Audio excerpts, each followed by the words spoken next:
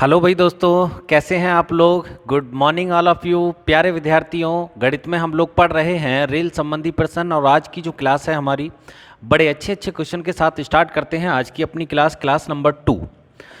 कल वाली क्लास में मैंने कई सारे क्वेश्चन रेल संबंधी अभ्यास से पढ़ाए आपको। उम्मीद करता हूँ आपको वो समझ में आए होंगे, आपको ठीक भी लगे होंगे, ठीक ठाक आपको समझ में आ गए होंगे।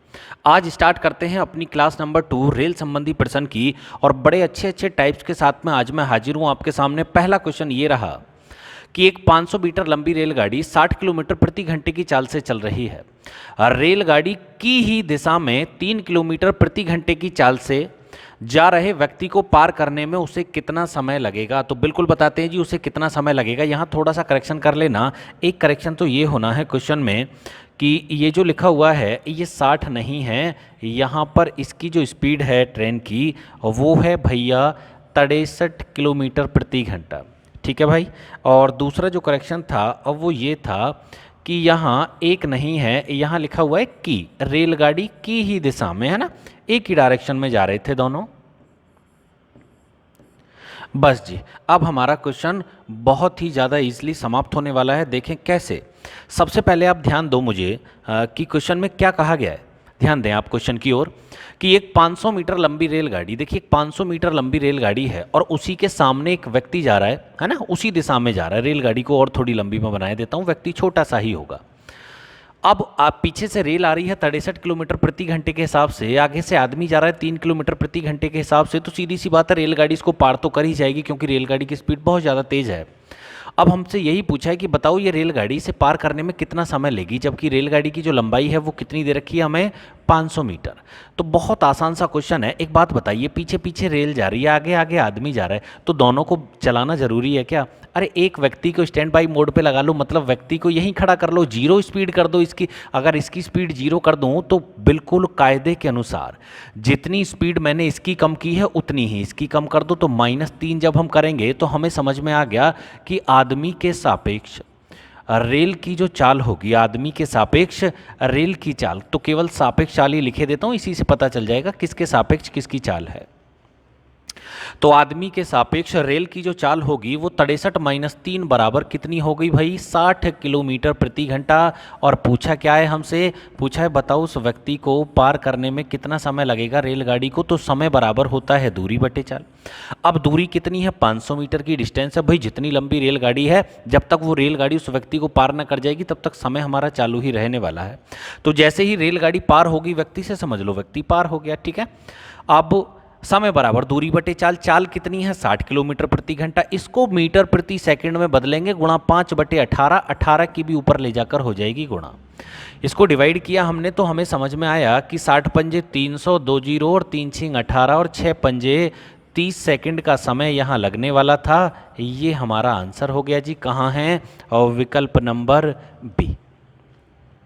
उम्मीद है आपको समझ में आया होगा।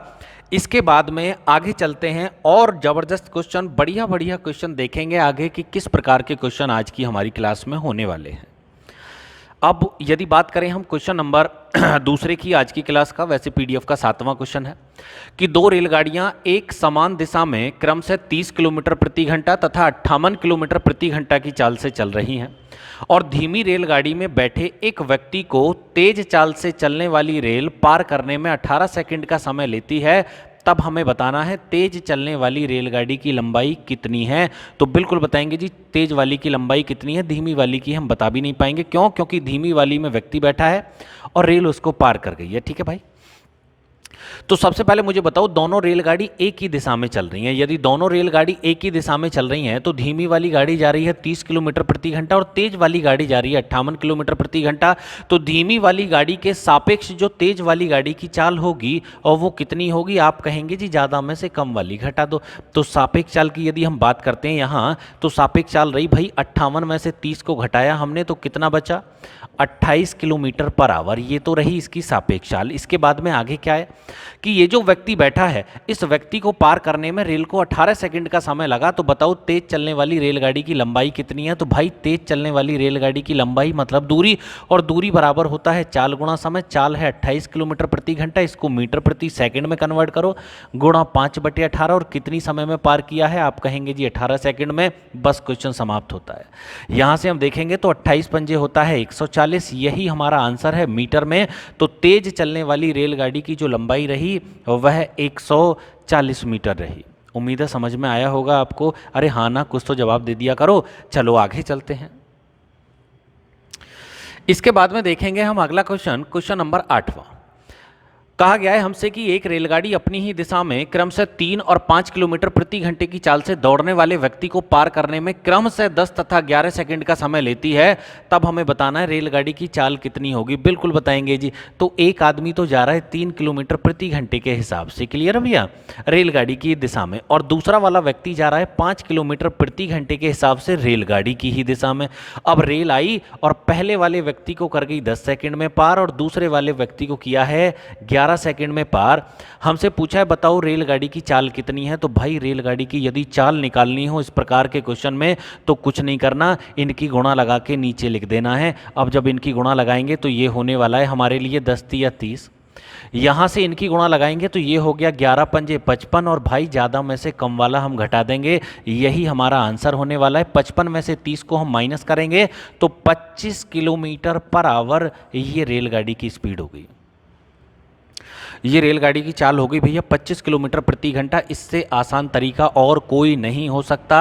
इसके बाद में हम पढ़ने वाले हैं अगला क्वेश्चन, और नेक्स्ट क्वेश्चन की यदि हम बात करते हैं तो भैया अगला क्वेश्चन इस प्रकार से है कि रेलवे प्लेटफॉर्म पर खड़े एक व्यक्ति ने अनुभव किया कि एक गतिमान रेल उसे पार करने में 3 सेकंड का समय लेती है, जबकि विपरीत दिशा से अपनी ओर आने वाली एक समान लंबाई की दूसरी रेल उसे पार करने में 4 सेकंड का समय लेती है।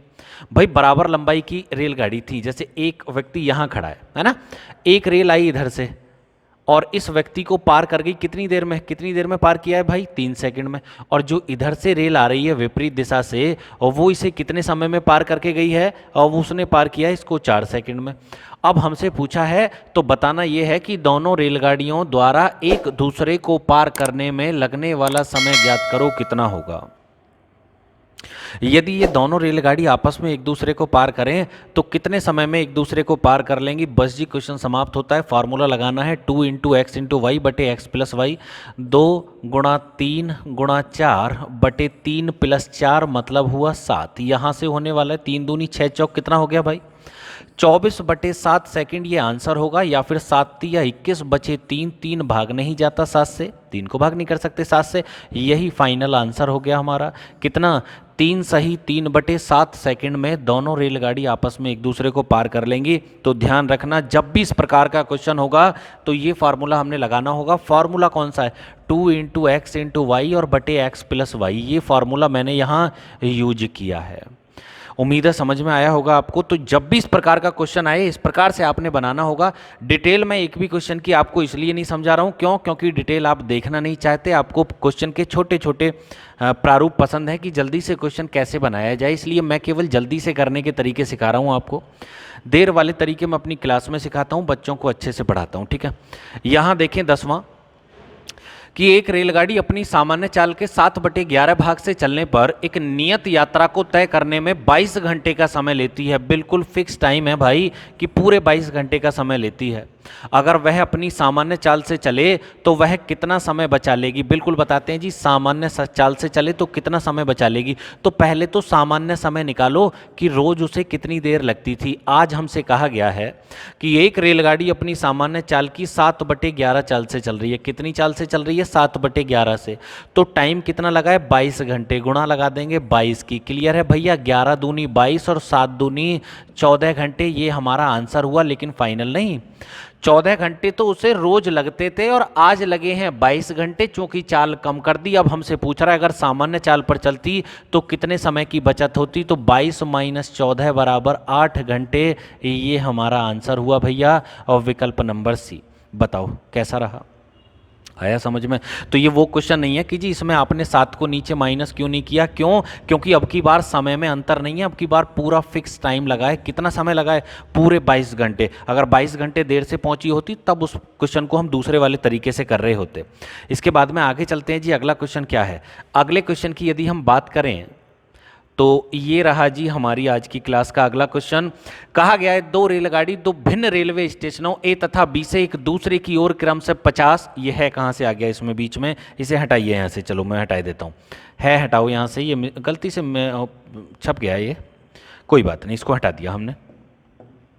दोबारा पढ़ते हैं क्वेश्चन को कि दो रेलगाड़ियां दो भिन्न रेलवे स्टेशनों ए तथा बी से एक दूसरे की ओर क्रम से 50 तथा 60 किलोमीटर प्रति घंटे की गति से यात्रा करती हैं और उनके मिलने के समय तक दूसरी रेलगाड़ी पहली रेलगाड़ी से 120 किलोमीटर ज़्यादा चल चुकी होती है। तब हमें बताना है ए तथा बी के बीच की दूरी कितनी है। तो भाई ए और बी के बीच की यदि दूरी हमें बतानी है तो ये क्वेश्चन हमारा समाप्त होने वाला है। देखें कैसे बताएंगे ए और बी के बीच की दूरी। मुझे बताओ दोनों रेलगाड़ी कैसे आ रही हैं एक दूसरे की ओर, क्लियर है। एक की चाल है 50 किलोमीटर प्रति घंटा, दूसरी की है 60 किलोमीटर प्रति घंटा। तो करना कुछ नहीं है, जब भी इस प्रकार का क्वेश्चन हो कि रेलगाड़ी आपस में एक दूसरे की ओर आ रही थी और बीच में कहीं ना कहीं वो मिली भी होंगी और मिलने पर एक रेलगाड़ी दूसरी से इतने किलोमीटर फालतू चल के आई है, तब हमें बताना है दोनों स्टेशन के बीच की जो दूरी है, टोटल जो डिस्टेंस है ए से बी तक का वो कितना है। तो जो भी चाल है उन दोनों चालों को तो ऊपर जोड़ देंगे और नीचे उन दोनों चालों को घटा देंगे और गुणा लगा देंगे जितना भी डिस्टेंस एक्स्ट्रा कवर किया है एक गाड़ी ने। तो कितना है, 120 ज़्यादा चली है, बस यही हमारा आंसर है। 6 5 11, ऊपर 110 आ गया, नीचे 10 आ गया और गुणा लगानी है 120 की। 0 से 0 कैंसिल आउट हो गया, 11 12 होते हैं 132। तो ये आंसर रहा हमारा कितना, 1320 किलोमीटर, विकल्प नंबर सी। बताइए जी कैसी रही। तो कोई समझने वाली ऐसी कोई खास चीज़ नहीं है और मैं तो कह रहा हूँ यदि आप अच्छे से पढ़ना चाहते हैं तो डिटेल जरूर समझनी चाहिए क्वेश्चन की, लेकिन आप पढ़ना पसंद नहीं करते डिटेल को। तो मैंने सोचा चलो इन्हें छोटे छोटे तरीके ही सिखा के चलते हैं। तो दोनों स्टेशन के बीच की दूरी ये रही जी। इसके बाद में आगे चलते हैं, नहीं जी अब तो पीछे जाना होगा। बस आज के लिए इतने ही क्वेश्चन थे, बाकी मिलते हैं इसके बाद अगली क्लास में अच्छे अच्छे क्वेश्चन के साथ। वीडियो पसंद आई हो, क्वेश्चन अच्छे लगे हो, ट्रिक्स ठीक ठाक लग रही हो आपको, तो वीडियो को लाइक शेयर करना ना भूलें, शेयर कर दिया करें ज़्यादा से ज़्यादा। इसके बाद मिलते हैं अगली क्लास में, तब तक के लिए गुड बाय, जय हिंद।